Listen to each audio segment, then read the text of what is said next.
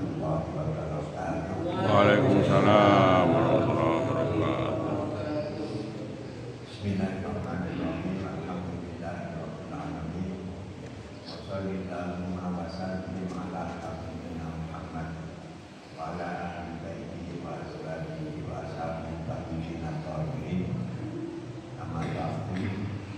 Para jamaah sekalian yang saya hormati, seandainya tadi saya tidak pikir sama Tahir, saya sudah datang.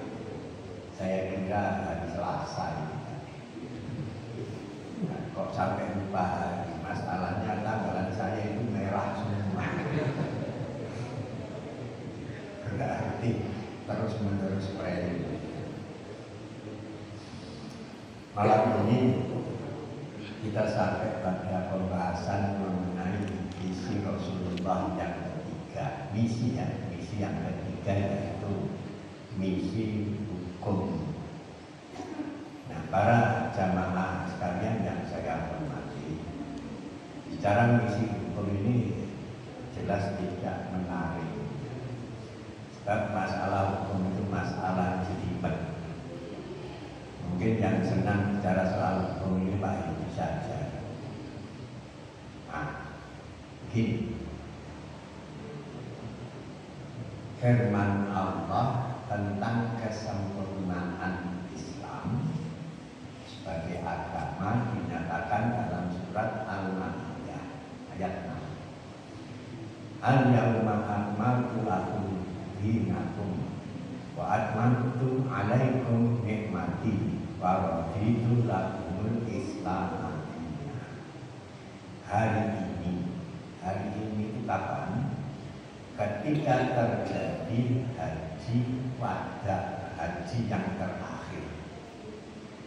Itu merupakan firman Allah yang terakhir. Hari ini aku sempurnakan buat kamu sekalian agama kamu, dan aku cukupkan nikmatku atas kamu sekalian, dan aku rela Islam sebagai agama. Jelasnya Islam sudah menjadi agama yang sempurna dan Allah ridho. Ayat sebelumnya berbunyi al-yawma ya'isal ladzina kafaru min dinikum fala takhshawhum wakhshawni. Hari ini orang-orang kafir telah putus asa untuk menjatuhkan Islam sebagai agama. Maka jangan kamu sekalian takut kepada mereka. Takutlah kepada. Ayat ini memberikan penjelasan kepada kita bahwa agama ini sudah tidak bisa dibantah sebagai agama yang benar oleh siapapun juga. Berarti yang pertama tidak terbantah, yang kedua sempurna. Islam ternyata merupakan sebuah sistem, bukan hanya sekedar agama. Agama itu artinya aturan yang mengatur hubungan manusia dengan Tuhan. Itu namanya agama. Islam itu bukan agama. Islam itu bahasa yang pas adalah millah. Millah itu dalam bahasa kita adalah sistem. Jadi sistem dalam kehidupan individual, bermasyarakat, bernegara, bersifat internasional, dan juga hubungan manusia dengan Allah. Itulah Nah, sekarang oleh karena ini sebuah aturan dalam hidup, maka hidup itu akan menjadi harmoni manakala ada sistem hukum yang diterapkan. Agama-agama lain di dunia ini tidak ada yang memiliki sistem hukum. Yang memiliki sistem hukum cuma agama Islam. Nah, sekarang mari kita bicarakan bagaimana sistem hukum yang diajarkan oleh Rasulullah Sallallahu Alaihi Wasallam. Yang pertama, Allah menyuruh kita untuk mengikuti apa saja yang dibawakan oleh Rasulullah Sallallahu Alaihi Wasallam. Wa ma ataakumur rasulu fakhudhu wa ma nahakum anhu fantahu. Apa saja yang didatangkan oleh Rasul untuk kamu sekalian, maka pegangilah. Dan apa saja yang dilarang oleh Rasul kepada kamu sekalian, maka tinggalkan. Ini berarti soal perintah dan larangan. Perintahnya laksanakan, larangannya jauhi. Yang kedua, Allah berfirman, "Fala warabbika la yu'minuna hatta yuhaqqimuka fima syajara bainahum summa la tajidu ala anfusihim mimma qadaita wa yusallimu taslima." Kalau siapa yang hafal ayat ini? Fala warabbika la yu'minuna hatta yuhaqqimuka fima syajara bainahum summa la tajidu ala anfusihim, ya. Apa min anfusihim, ya? Harajun mimma qadaita wa yusallimu taslima. Fi anfusihim, ya. Demi Allah, demi Tuhan kamu, manusia tidak termasuk beriman sehingga mereka berhukum dengan hukum-hukum yang kamu terapkan. Diterapkan oleh siapa ini? Oleh Rasulullah. Ketika hukum itu diterapkan, tidak ada lagi perselisihan di antara mereka dan mereka berserah diri atau menerima keputusan dari Rasul itu tadi. Kalau orang bicara ini hatta hati tapi masa jawaban nabi sumala tadi itu fi anfusihim harjun mimma qadaita wa yusallimu taslima. Jadi hukum untuk menyelesaikan perselisihan di antara manusia adalah hukum yang disampaikan oleh Rasulullah Sallallahu Alaihi Wasallam. Rasulullah dari mana? Rasulullah berdasarkan wahyu. Sebab Rasulullah itu tidak berkata-kata sesuka hatinya, tidak berbuat sesuka hatinya, akan tetapi semua yang keluar dari dirinya itu adalah wahyu. Wa ma yantiqu anil hawa in huwa illa wahyu yuha. Tidaklah Muhammad itu berkata-kata sesuka hatinya, akan tetapi semua perkataan itu atas dasar wahyu yang diterimanya. Nah, para jamaah sekalian yang saya hormati, nah sekarang bagaimana hukum Islam yang dibawa oleh Rasulullah SAW? Ada seorang ulama besar, Al-Allamah Ibnu Abidin namanya. Beliau itu membagi hukum Islam itu ke dalam 3 golongan besar. Yang pertama, hukum ibadah. Yang kedua, hukum muamalat. Yang ketiga, hukum jinayah. Ibadah itu ya ibadah seperti sholat, zakat, puasa, haji, dan lain-lain. Muamalat itu kalau dalam bahasa kita namanya perdata atau hukum privat. Kalau yang namanya pidana atau ukubat itu namanya hukum publik yang kita kenal sekarang. Nah, ada satu hal yang berbeda antara sistem hukum umum dengan sistem hukum Islam. Kalau para jamaah pernah belajar ilmu hukum, ya cuma itu pidana perdata. Pengembangannya menjadi hukum internasional, hukum pidana internasional, kemudian apalagi tata negara dan sebagainya seperti itu. Tapi intinya ada dua, yaitu antara pidana dan perdata, privat dan hukum. Yang ada di dalam sistem hukum umum itu adalah bentuk hukum ibadah. Tapi dalam hukum Islam yang utama itu adalah hukum ibadah. Loh, kenapa hukum ibadah itu yang diutamakan, yang nomor satu di dalam sistem hukum Islam? Saya ingin ambil contoh saja yang sederhana.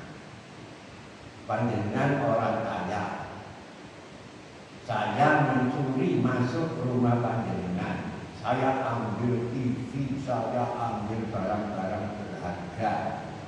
Kemudian saya tidak tertangkap polisi, tidak ketahuan, apakah saya bisa dihukum? Kan tidak bisa, nggak konangan, ya kan? Berarti kalau mau asal nggak konangan, kan intinya ada lampu merah, kita terobos saja, tidak ada polisi. Apakah kita bisa dihukum? Dibilang, ya tidak, mesti ngilang gak ono. Berarti terobos asal gak konangan, kan itu saja kan intinya. Tapi di dalam hukum Islam tidak begitu. Anda mencuri tidak ketahuan, tidak mendapatkan hukuman di dunia, tapi di akhirat akan tampak semua perbuatan yang kita lakukan dan kita akan mempertanggungjawabkan di hadapan Allah. Itulah yang disebut dengan rangkapnya balasan di dalam sistem hukum Islam. Ibadah, hukum-hukum ibadah itu kebanyakan bersifat individual, di mana para pelanggarnya tidak semuanya dapat dihukum. Misalnya kita tidak sholat, tidak ada hukuman secara fisik bagi orang yang tidak sholat. Tapi di hadapan Allah, orang yang tidak sholat itu sama dengan menghancurkan agamanya sendiri. Rasul umur al-Islam wa umuduha as-sholat. Puncak dari semua urusan itu ada dalam Islam, dan penyangganya itu adalah sholat. Ketika kita tidak sholat, berarti kita merobohkan agama kita sendiri. Tapi orang yang tidak sholat tidak bisa dihukum seperti orang mencuri dihukum masuk penjara. Jadi ibadah dalam banyak hal lebih bersifat individual yang tidak bisa dijangkau oleh aturan hukum dalam arti masuk pada sistem pengadilan. Di dalam sistem hukum Islam itu apa ada pengadilannya? Dengan tidak akan menemui pengadilan Kristen itu tidak ada. Pengadilan Yahudi tidak ada. Pengadilan Hindu tidak ada. Pengadilan Islam harus ada. Itu tidak bisa dilakukan. Kenapa? Rasulullah Shallallahu Alaihi Wasallam begitu menjadi kepala negara Madinah, maka yang pertama kali dibentuk adalah konstitusinya dulu yang disebut dengan Piagam Jakarta, Piagam Madinah. Siapa yang menyusun Piagam Madinah itu? Semua tokoh-tokoh yang mewakili orang Yahudi, orang Nasrani, orang munafik, orang kafir, umat Islam bersatu membuat konstitusi. Begitu konstitusi selesai, Rasulullah mengesahkan. Ini konstitusi tertulis pertama di dunia. Itu yang membuat yang dibuat pada zaman Rasulullah SAW. Sekarang apakah pernah Rasulullah itu mempraktekkan peradilan Islam? Jawabnya pernah. Yaitu Yahudi Khaybar melakukan pemberontakan. Dalam konstitusi Piagam Madinah, siapa yang melakukan pemberontakan akan diusir dari negara Madinah. Ternyata yang melakukan pemberontakan pertama itu orang-orang Yahudi. Kenapa orang Yahudi berontak? Karena merasa dirinya lebih kuat dari umat Islam yang ada di Madinah. Benteng Khaybar itu tidak bisa ditembus oleh siapapun juga. Karena merasa kuat, maka orang Yahudi melakukan pemberontakan, ingin menjadi pimpinan di Madinah. Ini namanya apa? Makanya. Nah, apa hukumannya menurut konstitusi itu? Diusir. Maka semua harta dirampas dan orang Yahudi diusir dari Madinah. Itu pengadilan. Dan keadilan yang diterapkan oleh Rasulullah itu tidak main-main. Beliau setelah terbentuk peradilan, maka di situ Rasulullah bersumpah, innama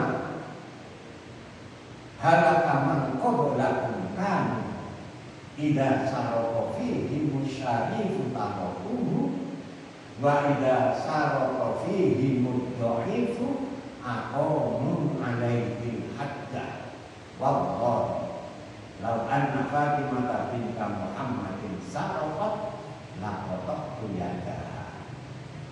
Sesungguhnya rusaknya umat manusia sebelum kamu sekalian ini adalah ketika yang melakukan kejahatan itu orang-orang kecil, maka diterapkan hukum kepada mereka. Akan tetapi ketika yang melakukan kejahatan itu orang-orang terhormat, tidak ada hukuman bagi mereka. Maka di situ Rasulullah bersumpah, demi Allah, seandainya Fatimah putra Muhammad ini mencuri, pasti akan aku potong tangannya. Itu tidak main-main. Makanya pada waktu itu hampir tidak ada orang melakukan kejahatan, sehingga pengadilannya rojok nganggur. Ya. Loh, apa ada peradilan nganggur? Ada. Tahun 75 saya riset ke Pacitan. Saya ke pengadilan negeri, ketua pengadilannya itu sahabat. Mas, saya itu kalau di dinas di Pacitan ini nggak jadi hakim, saya jadi hakim. Loh, kenapa? Di Pacitan tidak ada orang mencuri, tidak ada orang melakukan kejahatan. Itu tahun 75. Sehingga pengadilan itu setahun tidak ada perkara itu terjadi. Jadi nganggur-nggur tapi dibayar. Demikian juga kejahatan pada zaman Rasulullah hampir tidak ada.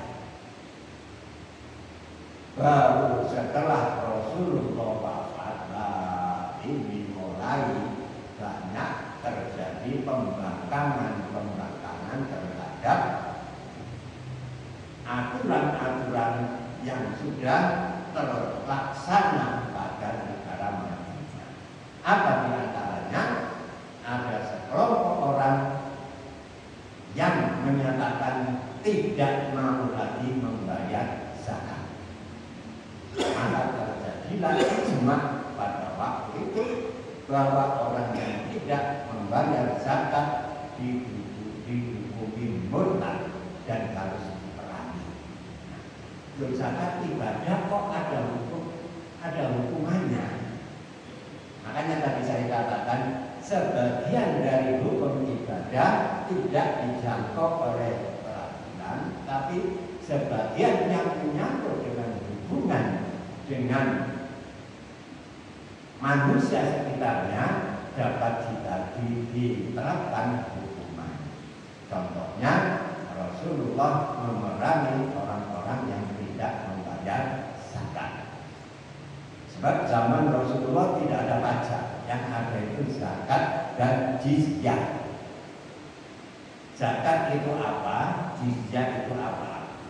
Zakat itu hampir seperti pajak terhadap penghasilan seseorang sebanyak 2,5% dari penghasilannya. Itu untuk orang Islam. Nah, orang-orang yang tidak Islam yang hidup di wilayah negara yang di bawah pimpinan Rasulullah itu wajib membayar jizyah. Jizyah itu hampir sama dengan zakat. Kalau zakat untuk orang Islam, kalau bukan orang Islam wajib membayar jizyah.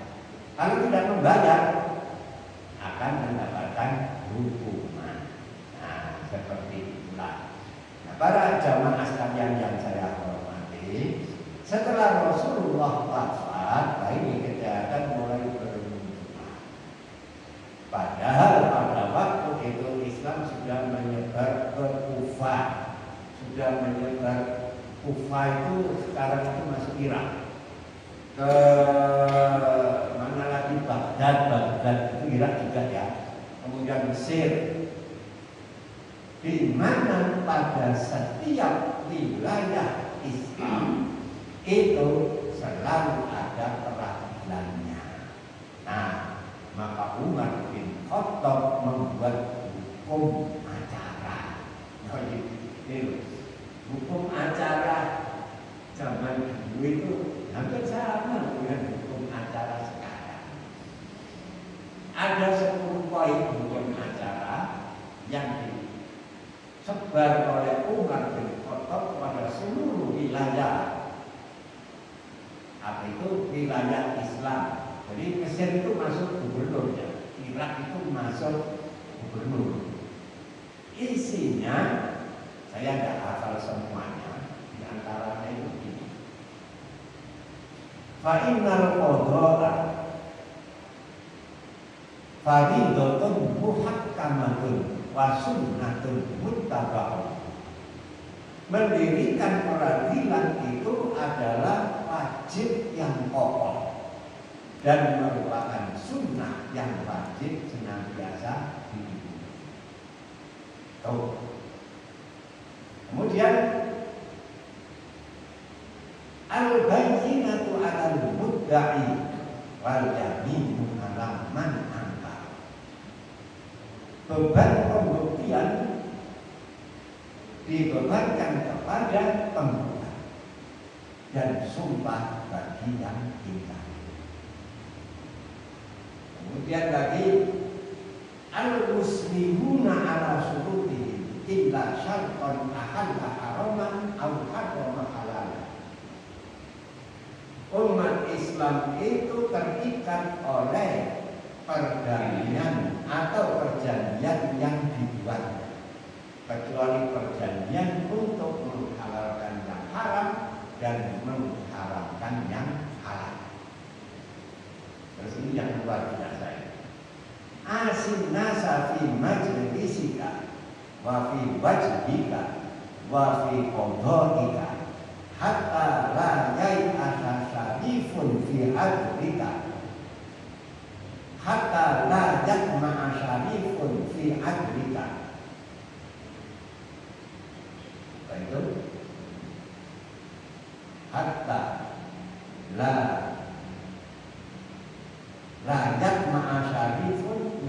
Afrika, Amerika. Samakan mereka yang duduk di hadapan penggugat dan tergugat. Samakan pandangan kamu. Apa maksudnya pandangan kamu? Kalau memandang penggugat ini 1 menit, ini ya 1 menit. Seperti itu. Duduknya harus sama. Senyum, sini-sini. Asin nasa fi majlika, fi wajhika, wa fi qadrika, dan di dalam cara kamu mengadilinya. Sehingga orang-orang terhormat tidak merasakan oh saya pasti menang. Dan orang-orang yang tidak terhormat tidak putus asa. Hatta la yai'asa dhaifun min adli. Sehingga orang-orang lemah tidak merasa putus asa untuk mendapatkan keadilan dari kamu. Para jamaah sekalian yang saya hormati, yang saya sawangannya cuma seperti ini, tapi tidak mudah dalam prakteknya. Dan saya jadi hakim itu 37 tahun. Penggugatnya itu cantik, tergugatnya elek, mau bercerai. Coba kira-kira yang terjadi apa? Oleh manggil penggugat lah meneleng gaya. Tapi yang tergugat elek. Itu tidak bisa terhindarkan dari apa itu sifat kemanusiaan manusia seperti itu. Padahal Umar bin Khattab mengatakan asin nasa fi wajhika, samakan. Nah, itulah sistem peradilan yang ada di dalam agama Islam. Tidak ada. Nah, sekarang kembali kepada persoalan hukum secara keseluruhan. Menurut saya mau menjorok ya. Ketika kita bicara hukum ibadah, bab pertama apa? Cantik kan? Ya cantik. Lo cantik aja itu diatur dalam Islam sampai sebegitu detailnya.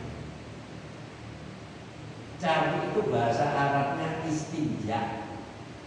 Istinja itu apa hukumnya? Wajib. Loh kenapa kok wajib?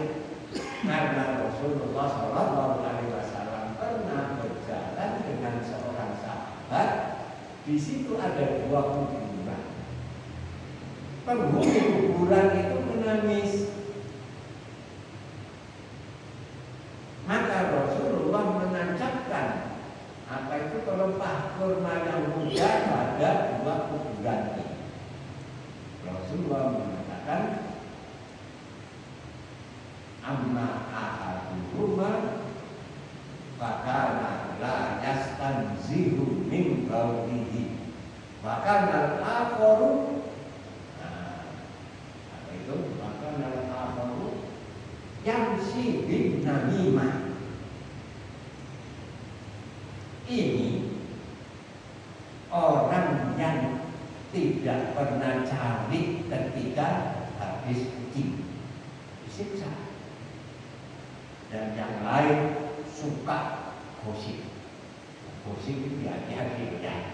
Itu tersiksa dalam kehidupan. Yang satu tidak pernah cari ketika buang air, dan yang satunya suka menggosip orang. Menggosip orang sekarang, bahasa sekarang itu apa itu? Membuli ya. Nah, suka membuli orang. Nah, pada jamaah sekalian yang saya hormati, jadi bab pertama sudah bicara soal. Makanya di Inggris itu ada nenek-nenek yang kerjanya itu sebagai tukang laundry. Masuk Islam itu gara-gara dia cakep. Di sana banyak dari Timur Tengah yang apa itu kuliah di Inggris. Sementara orang-orang Eropa ya juga perempuan Eropa banyak. Ternyata ada bedanya. Celana dalamnya, saya tidak mau celana dalam. Celana dalamnya orang-orang dari Timur Tengah ini tidak ada yang bau. Sementara yang dari Eropa ini amit-amit. Sehingga penasaran tanya, kenapa kok sisi kamu itu kok nggak bau? Jawabnya apa? Agama saya mewajibkan saya untuk mencuci itu ketika kami buang air, baik buang air besar maupun buang air kecil. Dan di Eropa kan tidak ada cabut, ada tisu kan? Iya, pakai tisu sek. Kalau kencing ya tidak usah di tisu ini langsung budal. Itu haram menurut hukum Islam. Jadi Islam itu sebersih itu yang diajarkan oleh Rasulullah SAW. Dari mulai buang air, bersuci dari buang air, sampai persoalan pembagian waris itu semuanya diatur di dalam sistem hukum Islam. Nah, ketika saya dulu belajar ilmu hukum, itu ada istilah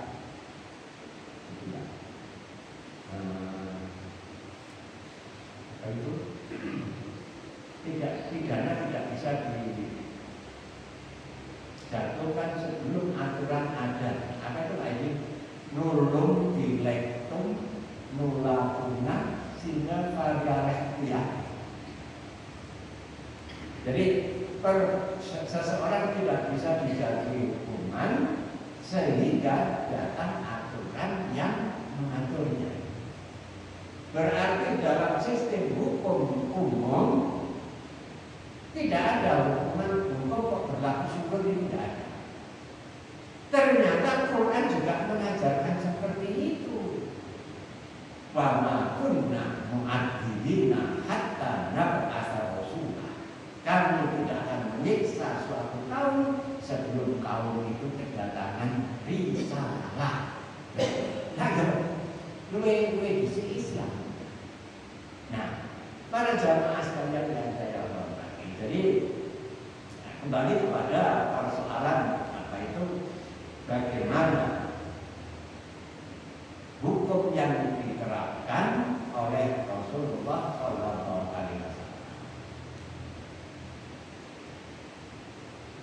Orang mabuk itu dihukum apa? Dalam apa itu, dalam hukum Islam ada hukum yang disebut dengan hukum cambuk. Cambuk ini untuk siapa? Untuk pezina, untuk pemabuk. Kemudian pezina ini, pemabuk itu berapa hukumannya? Apakah pernah Rasulullah melakukannya? Ternyata ada seorang sahabat itu cinta kepada Rasulullah, tapi tidak bisa meninggalkan kebiasaan mabuknya. Namanya Nu'aimah. Diperingatkan oleh Rasulullah, tetap saja tidak menghiraukan, tapi tetap cinta kepada Rasulullah. Sehingga para sahabat yang ada di masjid itu sampai mengucapkan sesuatu yang bersifat kutukan Allah. Laknatullahi alaika ya Muhammad. Allah melaknat kamu. Rasulullah melaknat. La tal'anu. Innahu yuhibbullaha wa yuhibbur rasul. Jangan kamu bunuh kedua. Bagaimanapun dia itu cinta kepada Allah dan kepada Rasulullah. Maka Rasulullah menghukumnya dengan hukuman cambuk. Itu yang pernah terjadi pada zaman Rasulullah SAW. Kalau sampai kepada memotong tangan pencuri pada zaman Rasulullah masih hidup, tidak pernah terjadi. Kenapa? Lalu karena ibadahnya kencang, maka merasa saya melakukan kejahatan mungkin tidak diketahui orang. Apakah Allah tidak mengetahui? Sehingga mereka tidak melakukan kejahatan lantaran takut kepada Allah. Inilah ibadah yang di dalam hadis Nabi termasuk ihsan. Ihsan itu definisinya anta budallaha ka'annaka tarahu fa in lam takun tarahu fa innahu yaraka.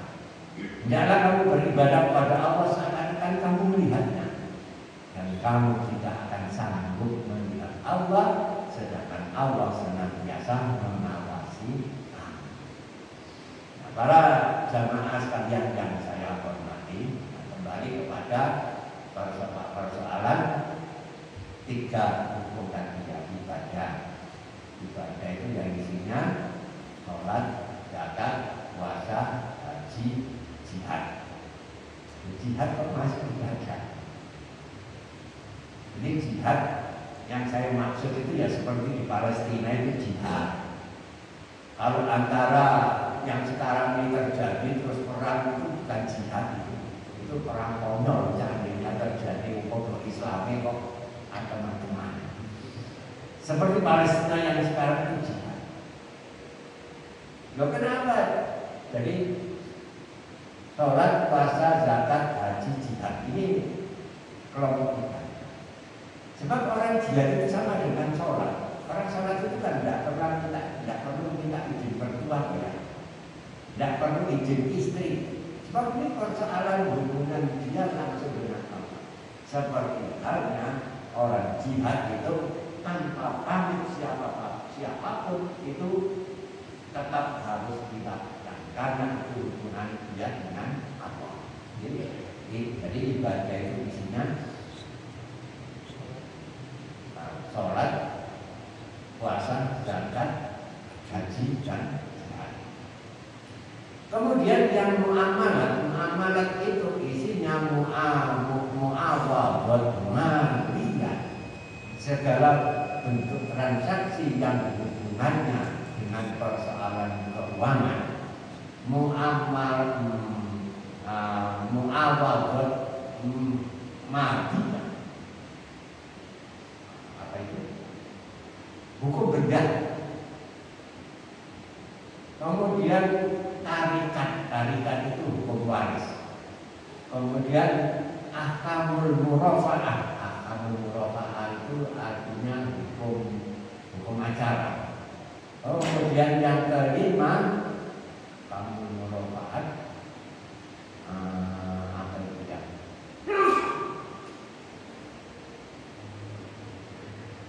Munakahat, hukum perkawinan. Yang ukubat itu pidana. Tidak menarik ya kok. Ini bukan.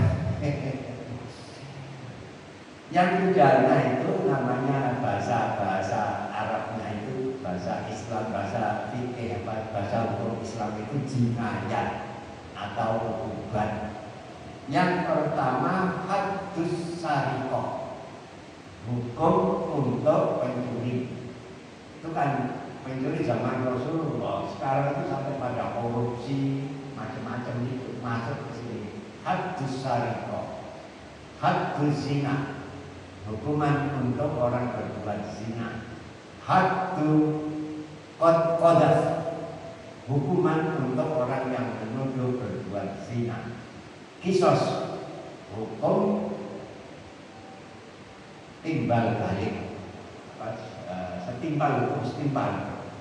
Uang kok tukaran kupingnya diiris, hukumannya kupingnya diiris, itu namanya kisos, hukuman setimpal.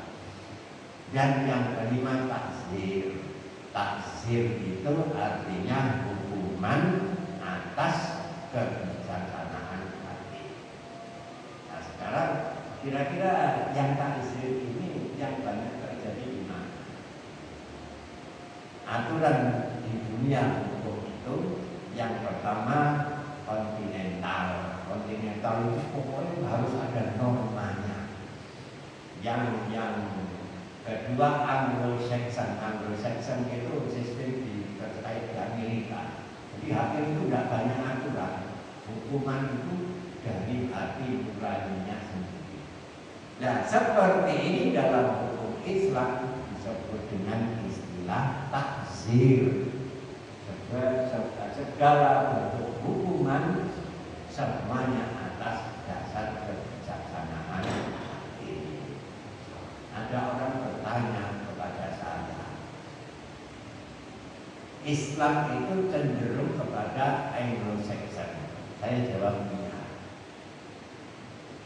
Bagaimana kalau di Indonesia ini diterapkan seperti Anglo-Saxon? Jawab saya, malah rusak kabeh.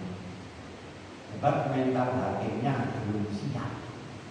Ya, belum siap. Apa besok diatur satu. Nah, yang harus tetap berdasarkan aturan yang sudah dibuat. Para jamaah sekalian yang saya hormati, saya kira persoalan hukum ini tidak usah jilid dua ya, tidak menarik soalnya. Nanti kita pindah materi lain, ya. Sebab apa?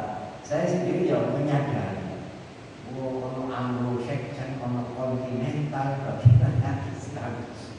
Rasanya bukan ilmu yang kita amalkan sehari-hari. Nah, saya kira demikian saja. Mungkin ada pertanyaan ini? Tidak ada ya? Saya cukupkan sekian saja. Kurang lebihnya saya mohon maaf. Assalamualaikum warahmatullahi wabarakatuh.